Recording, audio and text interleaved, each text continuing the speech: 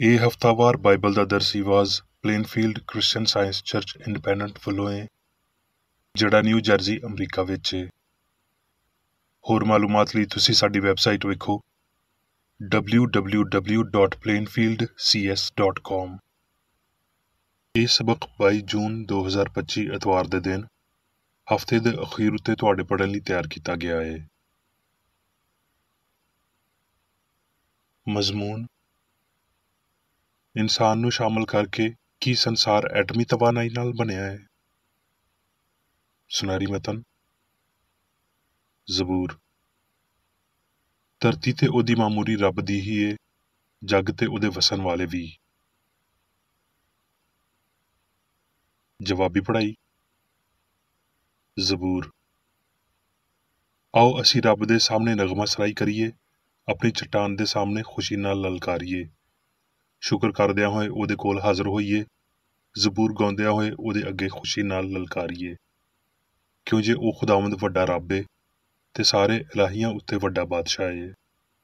ਧਰਤੀ ਦੀਆਂ ਡੂੰਘਿਆਈਆਂ ਉਹਦੇ ਕਬਜ਼ੇ ਵਿੱਚ ਨੇ, ਪਹਾੜਾਂ ਦੀਆਂ ਚੋਟੀਆਂ ਵੀ ਉਹਦੀਆਂ ਨੇ, ਸਮੁੰਦਰ ਉਹਦਾ ਏ, ਉਹਨੇ ਹੀ ਉਹਨੂੰ ਬਣਾਇਆ ਤੇ ਉਹਦੇ ਹੱਥਾਂ ਨੇ ਖੁਸ਼ਕੀ ਨੂੰ ਵੀ ਤਿਆਰ ਕੀਤਾ।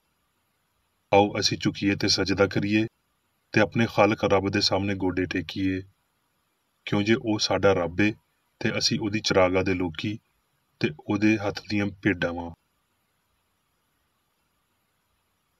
ਦਰਸੀਵਾਜ਼ ਬਾਈਬਲ ਵਿੱਚੋਂ ਜ਼ਬੂਰ। ਤੇ ਰੱਬ ਸਾਡੀ ਪਨਾਹ ਤੇ ਤਾਕਤ ਏ, ਮੁਸੀਬਤ ਵਿੱਚ ਮੁਸਤੈਦ ਮਦਦਗਾਰ। ਐਸ ਲਈ ਸਾਨੂੰ ਕੁਝ ਖੌਫ ਨਹੀਂ, ਭਾਵੇਂ ਧਰਤੀ ਉਲਟ ਜਾਵੇ ਤੇ ਪਹਾੜ ਸਮੁੰਦਰ ਦੀ ਤਹਿ ਵਿੱਚ ਸੁੱਟ ਦਿੱਤੇ ਜਾਣ, ਭਾਵੇਂ ਉਹਦਾ ਪਾਣੀ ਸ਼ੋਰ ਮਚਾਵੇ ਤੇ ਮੁਅੱਜਜ਼ਨ ਹੋਵੇ ਤੇ ਪਹਾੜ ਉਹਦੀ ਤੁਗਿਆਨੀ ਨਾਲ ਹਿੱਲ ਜਾਣ। ਇੱਕ ਅਜਿਹਾ ਦਰਿਆ ਏ ਜਿਹਦੀਆਂ ਸ਼ਾਖਾ ਨਾਲ ਰੱਬ ਦੇ ਸ਼ਹਿਰ ਨੂੰ ਯਾਨੀ ਹੱਕ ਤਾਲਾ ਦੇ ਪਾਕ ਮਸਕਨ ਨੂੰ ਫਰਹਤ ਹੁੰਦੀ ਏ। ਰੱਬ ਉਹਦੇ ਵਿੱਚ ਏ, ਉਹਨੂੰ ਕਦੀ ਜੁੰਬਸ਼ ਨਾ ਹੋਵੇਗੀ। ਰੱਬ ਸੁਬਾਹ ਸਵੇਰੇ ਉਹਦੀ ਕੁਮਕ ਕਰੇਗਾ। ਕੌਮਾਂ ਝੁੰਝਲਾਈਆਂ, ਸਲਤਨਤਾਂ ਨੇ ਜੁੰਬਸ਼ ਖਾਧੀ, ਉਹ ਬੋਲ ਉੱਠਿਆ, ਧਰਤੀ ਪਿਘਲ ਗਈ। ਲਸ਼ਕਰਾਂ ਦਾ ਖੁਦਾਵੰਦ ਸਾਡੇ ਨਾਲ ਏ, ਯਾਕੂਬ ਦਾ ਰੱਬ ਸਾਡੀ ਪਨਾਹ ਏ।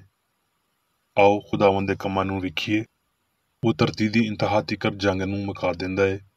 ਉਹ ਕਮਾਨ ਨੂੰ ਤੋੜਦਾ ਤੇ ਨੇਜ਼ੇ ਦੇ ਟੋਟੇ ਟੋਟੇ ਕਰ ਦਿੰਦਾ ਏ। ਉਹ ਰੱਥਾਂ ਨੂੰ ਅੱਗ ਨਾਲ ਸਾੜ ਦਿੰਦਾ ਏ। ਚੁੱਪ ਹੋ ਜਾਓ ਤੇ ਜਾਣ ਲਵੋ ਭਈ ਮੈਂ ਰੱਬ ਵਾਂ, ਮੈਂ ਕੌਮਾਂ ਦੇ ਵਿਚਕਾਰ ਸਰਬੁਲੰਦ ਹੋਵਾਂਗਾ।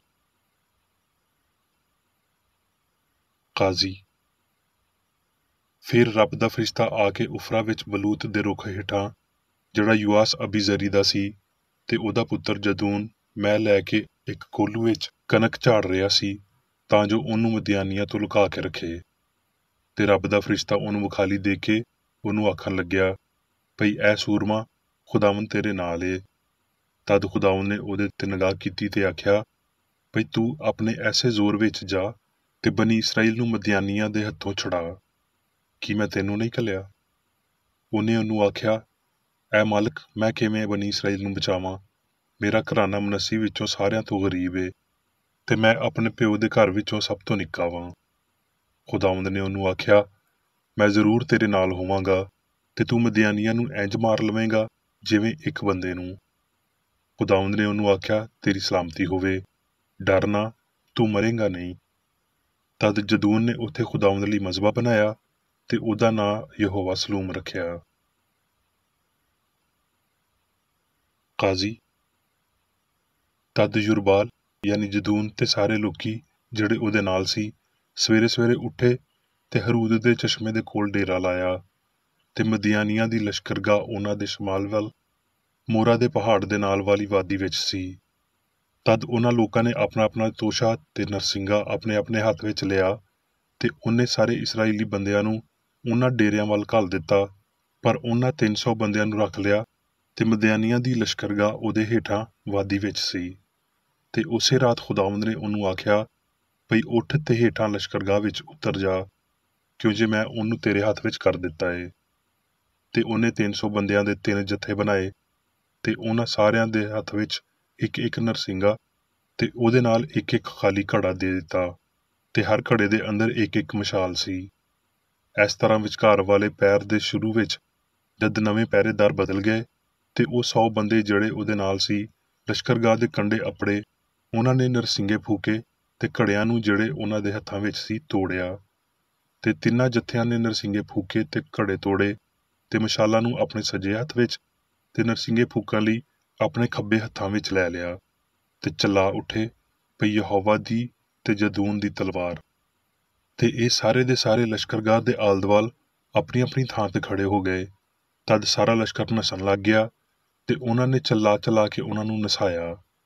ਤੇ ਉਹਨਾਂ ਨੇ 300 ਨਰਸਿੰਗੇ ਫੂਕੇ ਤੇ ਖੁਦਾਵੰਦ ਨੇ ਹਰ ਬੰਦੇ ਦੀ ਤਲਵਾਰ ਉਹਦੇ ਸਾਥੀ ਤੇ ਸਾਰੇ ਲਸ਼ਕਰ ਉੱਤੇ ਚਲਵਾਈ। ਤੇ ਸਾਰਾ ਲਸ਼ਕਰ ਸਿਰੇ ਰਾਤ ਵੱਲ ਬੈਤੇ ਸਿੱਤਾ ਤੀਕਰ ਤਬਾਤ ਦੇ ਨੇੜੇ ਅਬੀਲ ਮਹੂਲਾ ਦੀ ਸਰਹੱਦ ਤੀਕਰ ਨੱਸੇ। ਤਦ ਇਸਰਾਏਲੀ ਬੰਦੇ ਨਫਤਾਲੀ ਤੇ ਆਸ਼ਿਰ ਤੇ ਮਨੱਸੀ ਦੀਆਂ ਹੱਦਾਂ ਤੋਂ ਇਕੱਠੇ ਹੋ ਕੇ ਨਿਕਲੇ ਤੇ ਮਦੀਆਨੀਆਂ ਦਾ ਪਿੱਛਾ ਕੀਤਾ। ਕਾਜ਼ੀ। ਤਦ ਬਨੀ ਇਸਰਾਏਲ ਨੇ ਜਦੂਨ ਨੂੰ ਆਖਿਆ ਵੀ ਤੂੰ ਸਾਡੇ ਉੱਤੇ ਹੁਕੂਮਤ ਕਰ, ਤੂੰ ਤੇ ਤੇਰਾ ਪੁੱਤਰ ਤੇ ਤੇਰਾ ਪੋਤਾ ਵੀ, ਕਿਉਂ ਜੇ ਤੂੰ ਸਾਨੂੰ ਮਦੀਆਨੀਆਂ ਦੇ ਹੱਥੋਂ ਛੁਡਾਇਆ।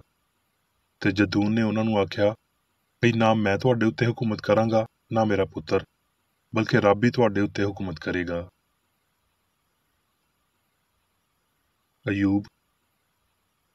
ਪਰ ਮੈਂ ਤੇ ਰੱਬ ਦਾ ਹੀ ਤਲਬ ਰਵਾਂਗਾ ਤੇ ਆਪਣਾ ਮਾਮਲਾ ਰੱਬ ਉੱਤੇ ਹੀ ਛੱਡਾਂਗਾ, ਜਿਹੜਾ ਅਜਿਹੇ ਵੱਡੇ ਵੱਡੇ ਕੰਮ ਜਿਹੜੇ ਦਰਿਆਫਤ ਨਹੀਂ ਹੋ ਸਕਦੇ ਤੇ ਬੇਸ਼ੁਮਾਰ ਅਜੀਬ ਕੰਮ ਕਰਦਾ ਏ। ਉਹ ਅਯਾਰਾਂ ਦੀਆਂ ਸੋਚਾਂ ਨੂੰ ਬਾਤਲ ਕਰ ਦਿੰਦਾ ਏ, ਇੱਥੋਂ ਤੀਕਰ ਭਈ ਉਹਨਾਂ ਦੇ ਹੱਥ ਉਹਨਾਂ ਦੇ ਮਕਸਦ ਨੂੰ ਪੂਰਾ ਨਹੀਂ ਕਰ ਸਕਦੇ। ਉਹ ਹੁਸ਼ਿਆਰਾਂ ਨੂੰ ਉਹਨਾਂ ਦੀਆਂ ਚਲਾਕੀਆਂ ਵਿੱਚ ਹੀ ਫਸਾਉਂਦਾ ਏ ਤੇ ਟੇੜੇ ਲੋਕਾਂ ਦੀ ਮਸ਼ਵਰਤ ਜਲਦੀ ਜਾਂਦੀ ਰਹਿੰਦੀ ਏ। ਉਹ ਤੈਨੂੰ 6 ਮੁਸੀਬਤਾਂ ਤੋਂ ਛੁਡਾਵੇਗਾ, ਬਲਕਿ 7ਵੀਂ ਤੋਂ ਵੀ ਕੋਈ ਆਫਤ ਤੈਨੂੰ ਛੂ ਨਾ ਸਕੇਗੀ। ਕਾਲ ਵਿੱਚ ਉਹ ਤੈਨੂੰ ਮੌਤ ਤੋਂ ਬਚਾਵੇਗਾ ਤੇ ਲੜਾਈ ਵਿੱਚ ਤਲਵਾਰ ਦੀ ਧਾਰ ਤੋਂ। ਤੂੰ ਜ਼ੁਬਾਨ ਦੇ ਕੋੜੇ ਤੋਂ ਮਹਿਫੂਜ਼ ਰੱਖਿਆ ਜਾਵੇਂਗਾ ਤੇ ਜਦੋਂ ਹਲਾਕਤ ਆਵੇਗੀ ਤੇ ਤੈਨੂੰ ਡਰ ਨਹੀਂ ਲੱਗੇਗਾ ਤੇ ਤੂੰ ਜਾਣੇਗਾ ਵੀ ਤੇਰਾ ਡੇਰਾ ਮਹਿਫੂਜ਼ ਏ।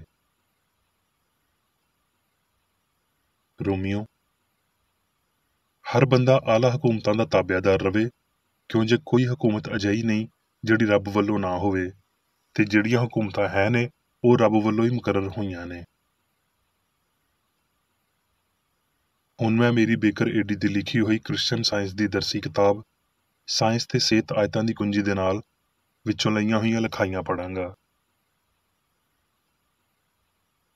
ਸਾਇੰਸ ਤੇ ਸਿਹਤ। ਰੱਬ ਸੰਸਾਰ ਨੂੰ, ਜਿਹਦੇ ਵਿੱਚ ਇਨਸਾਨ ਵੀ ਸ਼ਾਮਲ ਏ, ਬਣਾਉਂਦਾ ਏ ਤੇ ਉਹਦੇ ਉੱਤੇ ਹਕੂਮਤ ਕਰਦਾ ਏ। ਇਹ ਸੰਸਾਰ ਰੂਹਾਨੀ ਖਿਆਲਾਂ ਨਾਲ ਭਰਿਆ ਹੋਇਆ ਏ, ਜਿਨ੍ਹਾਂ ਨੂੰ ਉਹ ਤਿਆਰ ਕਰਦਾ ਏ ਤੇ ਉਹ ਉਸ ਸਿਆਣ ਦੀ ਫਰਮਾਬਰਦਾਰੀ ਕਰਦੇ ਨੇ ਜਿਹੜੀ ਉਹਨਾਂ ਨੂੰ ਬਣਾਉਂਦੀ ਏ। ਰੱਬ ਸਾਡੇ ਦੌਰ ਦੇ ਮੁਤਾਬਕ ਸਾਨੂੰ ਤਾਕਤ ਦਿੰਦਿਆਂ ਹੋਏ ਫਹਿਮ ਤੇ ਉਲਫਤ ਵਿੱਚ ਆਪਣੀ ਮੁਹੱਬਤ ਦੀ ਦੌਲਤ ਉੰਡੇਲਦਾ ਏ। ਇਲਾਹੀ ਪਿਆਰ ਆਪਣੇ ਆਪ ਦੇ ਖਿਆਲਾਂ ਨੂੰ ਬਰਕਤ ਦਿੰਦਾ ਏ ਤੇ ਉਹਨਾਂ ਨੂੰ ਵਧਾਉਣ, ਉਹਦੀ ਕੂਵਤ ਨੂੰ ਜ਼ਾਹਰ ਕਰਨ ਦੀ ਵਜ੍ਹਾ ਬਣਦਾ ਏ। ਇਨਸਾਨ ਮਿੱਟੀ ਜੋਤਣ ਲਈ ਪੈਦਾ ਨਹੀਂ ਕੀਤਾ ਗਿਆ। ਉਹਦਾ ਪੈਦਾਇਸ਼ੀ ਹੱਕ ਹੁਕਮਰਾਨੀ ਕਰਨਾ ਏ, ਨਾ ਕਿ ਮਹਿਕੂਮੀ। ਉਹ ਧਰਤੀ ਤੇ ਅਸਮਾਨ ਉੱਤੇ ਅਕੀਦੇ ਦਾ ਹਾਕਮ ਏ, ਜਿਹੜਾ ਆਪ ਬਸ ਆਪਣੇ ਬਣਾਉਣ ਵਾਲੇ ਦੇ ਮਾਤਹਤ ਏ। ਇਹ ਹਸਤੀ ਦੀ ਸਾਇੰਸ ਏ। ਅਖਲਾਕੀ ਤੇ ਰੂਹਾਨੀ ਸ਼ਾਇਦ ਰੂਹ ਨਾਲ ਤਾਲੁਕ ਰੱਖਦੇ ਨੇ, ਜਿਹੜਾ ਹਵਾ ਨੂੰ ਮੁੱਠੀ ਵਿੱਚ ਇਕੱਠਾ ਕਰ ਲੈਂਦਾ ਏ, ਤੇ ਇਹ ਤਾਲੀਮ ਸਾਇੰਸ ਤੇ ਹਮਾਂਗੀ ਦੇ ਨਾਲ ਇੱਕ ਹੁੰਦੀ ਏ। ਸਾਇੰਸ ਵਿੱਚ ਰੱਬ ਦੇ ਖਿਲਾਫ ਤੁਸੀਂ ਕੋਈ ਤਾਕਤ ਨਹੀਂ ਰੱਖ ਸਕਦੇ ਤੇ ਜਿਸਮਾਨੀ ਅਹਿਸਾਸਾਂ ਨੂੰ ਉਹਨਾਂ ਦੀ ਝੂਠੀ ਗਵਾਹੀ ਤੋਂ ਪਿਛਾਂਹ ਹਟਣਾ ਪੈਂਦਾ ਏ। ਚੰਗਿਆਈ ਲਈ ਤੁਹਾਡੀ ਪਹੁੰਚ ਦਾ ਇਨਸਾਰ ਇਸ ਵਜ਼ਨ ਉੱਤੇ ਹੈ ਜਿਹੜਾ ਤੁਸੀਂ ਠੀਕ ਸਕੇਲ ਉੱਤੇ ਪਾਉਂਦੇ ਹੋ। ਜਿਹੜੀ ਨੇਕੀ ਤੁਸੀਂ ਕਰਦੇ ਹੋ ਤੇ ਜ਼ਾਹਰੀ ਜਿਸਮ ਤੁਹਾਨੂੰ ਬਸ ਹਾਸਲ ਹੋਣ ਦੇ ਕਾਬਲ ਤਾਕਤ ਦਿੰਦਾ ਏ। ਬਰਿਆਈ ਕੋਈ ਤਾਕਤ ਨਹੀਂ ਏ, ਇਹ ਤਾਕਤ ਦਾ ਮਜ਼ਾਕ ਏ, ਜਿਹੜਾ ਛੇਤੀ ਨਾਲ ਹੀ ਆਪਣੀ ਕਮਜ਼ੋਰੀ ਨੂੰ ਧੋਖਾ ਦਿੰਦਾ ਏ ਤੇ ਫਿਰ ਕਦੀ ਨਾ ਉੱਠਣ ਲਈ ਹੇਠਾਂ ਡਿੱਗ ਜਾਂਦਾ ਏ। ਇਲਾਹੀ ਸਾਇੰਸ ਵਿੱਚ ਜਿੱਥੇ ਦੁਆਵਾਂ ਜ਼ਿਹਨੀ ਤੌਰ ਤੇ ਹੁੰਦੀਆਂ ਨੇ, ਉਹ ਸਾਰੀਆਂ ਉਸ ਰੱਬ ਦੇ ਸਾਹਮਣੇ ਅਪੜਦੀਆਂ ਨੇ ਜਿਹੜੀਆਂ ਮੁਸੀਬਤ ਵਿੱਚ ਮੁਸਤੈਦ ਮਦਦਗਾਰ ਏ। ਪਿਆਰ ਆਪਣੀ ਮੁਵਾਫਕਤ ਤੇ ਆਪਣੀਆਂ ਨਵਾਜ਼ਿਸ਼ਾਂ ਵਿੱਚ ਗੈਰ ਜਾਨਬਦਾਰ ਤੇ ਆਲਮਗੀਰ ਏ। ਇਹ ਉਹ ਖੁੱਲ੍ਹਾ ਚਸ਼ਮਾ ਏ ਜਿਹੜਾ ਚੀਕਦਾ ਏ ਭਈ ਉਹ ਹਰ ਉਹ ਬੰਦਾ ਜਿਹੜਾ ਤਰਿਆਇਆ ਏ ਪਾਣੀ ਦੇ ਕੋਲ ਆਵੇ। ਮਾਦਾ ਐਸ ਹਮੇਸ਼ਾ ਦੀ ਅਸਲੀਅਤ ਨੂੰ ਨਹੀਂ ਬਦਲ ਸਕਦਾ ਭਈ ਇਨਸਾਨ ਇਸ ਲਈ ਮੌਜੂਦ ਏ ਕਿਉਂ ਜੇ ਰੱਬ ਮੌਜੂਦ ਏ। ਲਾਮਹਿਦੂਦ ਸਿਆਣ ਲਈ ਕੁਝ ਵੀ ਨਵਾਂ ਨਹੀਂ ਏ। ਸਾਇੰਸ ਵਿੱਚ ਨਾ ਤੇ ਸਿਆਣ ਮਾਦੇ ਨੂੰ ਪੈਦਾ ਕਰਦੀ ਏ ਤੇ ਨਾ ਮਾਦਾ ਸਿਆਣ ਨੂੰ। ਕਿਸੇ ਮਾਦੇ ਵਿੱਚ ਤਾਕਤ ਜਾਂ ਕਾਬਲੀਅਤ ਜਾਂ ਸਿਆਣ ਨਹੀਂ ਭਈ ਉਹ ਕੁਝ ਪੈਦਾ ਕਰੇ ਜਾਂ ਮਿਟਾ ਦੇਵੇ। ਸਭ ਕੁਝ ਬਸ ਇੱਕ ਸਿਆਣ ਏ, ਯਾਨੀ ਰੱਬ ਦੇ ਇਖਤਿਆਰ ਵਿੱਚ ਏ। ਨਾਂ ਦੀਆਂ ਗੈਸਾਂ ਤੇ ਕੂਵਤਾਂ ਇਲਾਹੀ ਸਿਆਣ ਦੀਆਂ ਰੂਹਾਨੀ ਕੂਵਤਾਂ ਦੇ ਮੁਖਾਲਫ ਨੇ, ਜਿਹਦੀ ਤਾਕਤ ਸੱਚਾਈ ਏ, ਜਿਹਦੀ ਦਿਲਕਸ਼ੀ ਪਿਆਰ ਏ, ਹਸਤੀ ਦੀਆਂ ਅਬਦੀ ਅਸਲੀਅਤਾਂ ਨੂੰ ਲਗਾਤਾਰ ਜਾਰੀ ਰੱਖਦਿਆਂ ਹੋਏ, ਜਿਹਦੀ ਪੈਰਵੀ ਤੇ ਮਿਲਾਪ ਹਯਾਤੀ ਏ। ਬਦਨੀ ਸਾਇੰਸ ਨਾਂ ਦੀ ਇਨਸਾਨੀ ਇਲਮ ਏ, ਫਾਨੀ ਸਿਆਣ ਦਾ ਕਾਨੂੰਨ, ਇੱਕ ਅੰਨਾ ਭਰੋਸਾ, ਆਪਣੀ ਤਾਕਤ ਤੋਂ ਬਗੈਰ ਇੱਕ ਸਮਸੂਨ ਏ।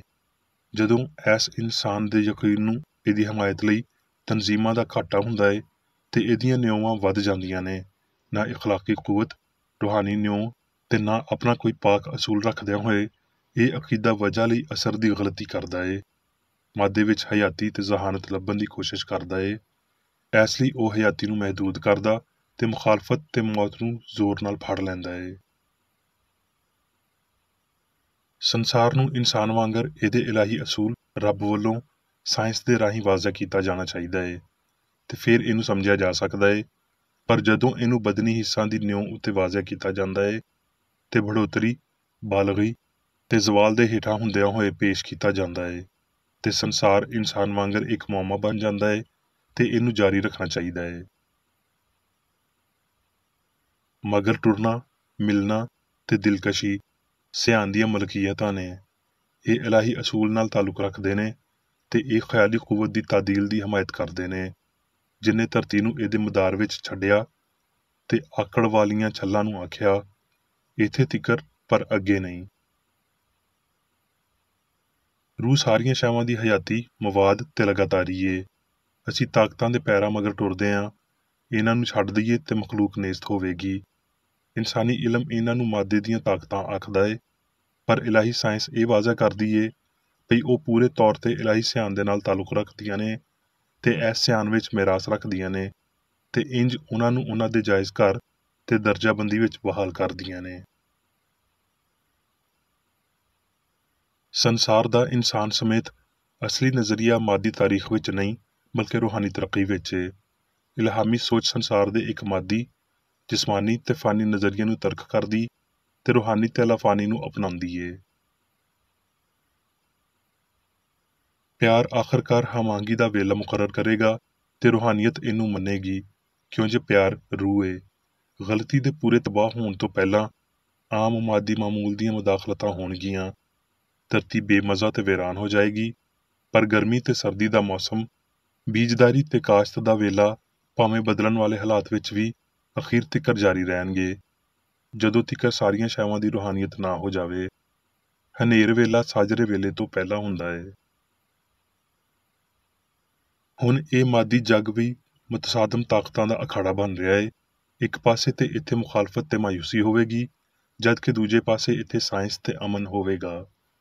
ਮਾਦੀ ਅਕੀਦਿਆਂ ਦੀ ਤਲਫੀ ਪਾਪ, ਬਿਮਾਰੀ ਤੇ ਮੌਤ ਦੇ ਕਹਿਤ ਤੇ ਵਬਾ, ਤਾਂਗ ਤੇ ਅਫਸੋਸ ਦੇ ਨਾਲ ਵੇਖੀ ਜਾ ਸਕੇਗੀ, ਜਿਹੜੇ ਆਪਣੇ ਅਦਮ ਦੇ ਜ਼ਾਹਰ ਹੋਣ ਤਿਕਰ ਨਵੇਂ ਦੌਰਾਂ ਨੂੰ ਕਬੂਲ ਕਰਦੇ ਨੇ।